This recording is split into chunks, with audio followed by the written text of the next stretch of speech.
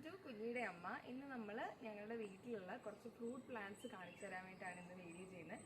ഒരുപാടൊന്നുമില്ല, വളരെ സിമ്പിൾ ആയിട്ടുള്ള കുറച്ച് കാര്യങ്ങൾ എന്തൊക്കെയാണെന്ന് കണ്ടാലോ?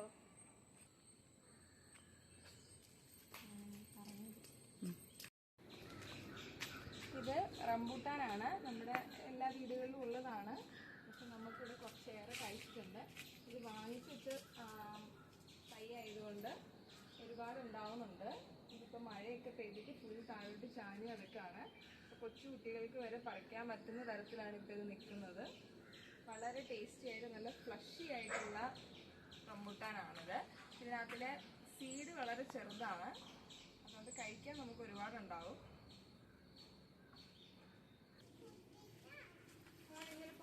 ഉള്ളാത്തക്കയാണ് ഇപ്പം ക്യാൻസറിനൊക്കെ ഒരുപാട് ഒരു മരുന്നായിട്ടൊക്കെ ഉപയോഗിക്കുമെന്നൊക്കെ പറയുന്ന സാധനമാണ്.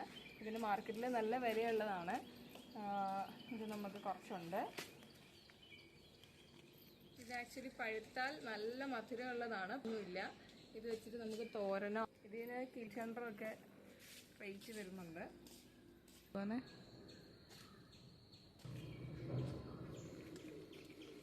നമ്മുടെ അടുത്ത പ്ലാന്റ് പേരയാണ്. നമുക്കിവിടെ 3-4 വെറൈറ്റി പേരകളുണ്ട്. അതിലൊന്നാണിത്. ഇത് നല്ല അകത്ത് നല്ല വൈറ്റ് കളറുള്ള പേരയാണ്. നമുക്കിവിടെ ഒരു 3-4 മൂടോളം പേരയുണ്ട്. അതിലൊരു പിങ്ക് ഉണ്ട്, ഇനി ഇതുമുണ്ട്. നമുക്ക് ഈ ഒത്തിരി അങ്ങ് ഹൈറ്റ് വെച്ച് പോകുന്ന ടൈപ്പ് പേരയല്ല, വളരെ ടേസ്റ്റുള്ള മധുരമുള്ള പേരയാണ്. നിറയെ കിളികളൊക്കെ ഇത് തിന്നാൻ വേണ്ടി വരുന്നുണ്ട് സ്ഥിരമായിട്ട്. പേരകളാണ് ഇതൊക്കെ. പോയതാണ് ഇതൊക്കെ. ഇതിന് നല്ല പിങ്ക് കളറിലെ പേരയാണിത്. പിങ്ക് കളറിൽ നല്ലതാണ്. കൂടുതലും നമ്മൾ കഴിക്കുന്നതിനേക്കാൾ കൂടുതലും ഇതിൽ കഴിക്കുന്നത് കിളികളുമൊക്കെയാണ്. ഇത് നമ്മുടെ അടുത്ത പ്ലാന്റ് ആണ്. ഇതൊരു ടൈപ്പ് ഓഫ് ചാമ്പക്കയാണ്. നമ്മൾ സാധാരണ കാണുന്ന ചാമ്പക്കയിൽ നിന്നൊരു വ്യത്യസ്തമായ ഒന്നാണ്. ഒരു പനിനീർ ചാമ്പയാണോ എന്ന് ചോദിച്ചാൽ പനിനീർ ചാമ്പയല്ല, അതുപോലത്തെ ഒരു വ്യത്യസ്തമായിട്ടുള്ളൊരു ചാമ്പയാണിത്. പനിനീർ ചാമ്പയ്ക്ക് ഒരു പിങ്ക് കളർ പൂ വന്നിട്ടാണല്ലോ കായ ഉണ്ടാവുന്നത്, പക്ഷെ ഇതിനൊരു വൈറ്റ് കളറിലെ പൂവാണ് ഇതിൽ കാണുന്നത്. ഈ ടൈപ്പാണ് ഇതിലുണ്ടാവുന്ന ചാമ്പയ്ക്ക. ഇത് ഈ ഒരു വലുപ്പമൊക്കെ വെക്കുള്ളൂ, വലിയ പുളിയുള്ളതല്ല. നമുക്ക് അച്ചാറൊക്കെ ഇടാനായിട്ടും അല്ലാതെ ഉപ്പും കൂട്ടി കഴിക്കാനൊക്കെ അടിപൊളി ടേസ്റ്റുള്ള സാധനമാണ്. ഇതിപ്പം അതിൻ്റെ ഒരു സീസൺ കഴിയാറായി, അതുകൊണ്ട് പൂക്കളൊക്കെ കൊഴിഞ്ഞ് ഏകദേശം കായൊക്കെ തീർന്നു. പൂവൊക്കെ ഇനി വീണ്ടും ആയി വരുന്നതേ ഉള്ളൂ.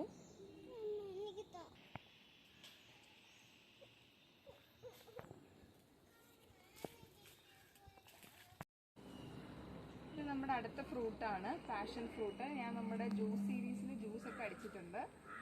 ഇത് കുറച്ച് മുകളിലേക്കാണ്, എന്നാലും നമുക്ക് ആവശ്യത്തിന് താഴെ വീണ് കിട്ടാറുണ്ട്. നല്ല പഴുത്ത് കഴിയുമ്പോൾ നല്ല മധുരമാണ്. ജ്യൂസൊക്കെ അടിച്ചു കുടിക്കാൻ അടിപൊളി ടേസ്റ്റാണ്. അല്ലാതെ ജസ്റ്റ് നമ്മൾ ട്രഡീഷണൽ രീതിയിൽ ചെയ്യുന്ന പോലെ മണ്ട മാത്രം കണ്ടിച്ചിട്ട് അതിലേക്ക് പഞ്ചസാരയിട്ട് നമ്മൾ കഴിക്കാറുണ്ട്. പേരയ്ക്കയും പറിക്കാം, നമുക്ക് പാഷൻ ഫ്രൂട്ടും പറിക്കാം. ആ രീതിയിലാണ് ഇത് നിൽക്കുന്നത്. പിന്നെ നമുക്ക് കയ്യെത്തി പറിക്കാവുന്ന തരത്തിൽ 1-2 കിട്ടാറുണ്ട്. ബാക്കി താഴെ വീഴുമ്പോഴാണ് എടുക്കുന്നത്. ഇത് എല്ലാവർക്കും അറിയാവുന്ന ആസ് യൂഷ്വൽ സാധനം ജാക്ക് ഫ്രൂട്ട്. നല്ല അടിപൊളി വരിക്ക ചക്കയാണ്, നല്ല മധുരമുള്ളതാണ്. ഇത് നമുക്ക് മുകളിലേക്കൊക്കെ കുറച്ചേറെ ഉണ്ട്. കോവിഡ് കാലത്ത് മലയാളികളെ ഏറ്റവും കൂടുതൽ ഹെൽപ്പ് ചെയ്ത ഫ്രൂട്ടുകളിലൊന്നാണ് ജാക്ക് ഫ്രൂട്ട്. ഇത് വെച്ച് നമുക്ക് എന്ത് വേണേലും ഉണ്ടാക്കാം. അതിൻ്റെ മുള്ളൊഴിച്ച് ബാക്കി സർവ്വ സാധനങ്ങൾ ഉപയോഗിച്ചും എല്ലാ സാധനങ്ങളും നമുക്ക് ഉണ്ടാക്കാവുന്നതാണ്. അടുത്ത ഫ്രൂട്ട് പ്ലാന്റ് ഇത് മാവാണ്. നല്ല മൂവാണ്ടൻ മാവാണ്. നിറയെ കായ്ച്ചിട്ടുണ്ടായിരുന്നു ഇപ്രാവശ്യം. നല്ല മധുരമുള്ളതാണ്. നമ്മൾ ഇപ്രാവശ്യം ധാരാളം കഴിച്ചു. നല്ല മധുരം എന്ന് വെച്ചാൽ നല്ല മധുരമുള്ളതാണ്. നമ്മുടെ ജ്യൂസ് സീരീസിൽ മാമ്പഴത്തിൻ്റെ ജ്യൂസൊക്കെ കാണിച്ചത് ഇതിൽ മാങ്ങയാണ്. നല്ല അടിപൊളി ടേസ്റ്റുള്ള മാങ്ങയാണ്. ഇപ്പം എല്ലാം പറിച്ച് തീർന്നിട്ട് ആകെ 1-2 മുകളിലായിട്ട് മാത്രമേ നമുക്ക് കാണാനുള്ളൂ. ബാക്കിയെല്ലാം താഴേക്ക് നിറയെ ഉണ്ടായിരുന്നു. ഇപ്പം എല്ലാം നമ്മൾ പറിച്ച് കഴിച്ചു കഴിഞ്ഞു.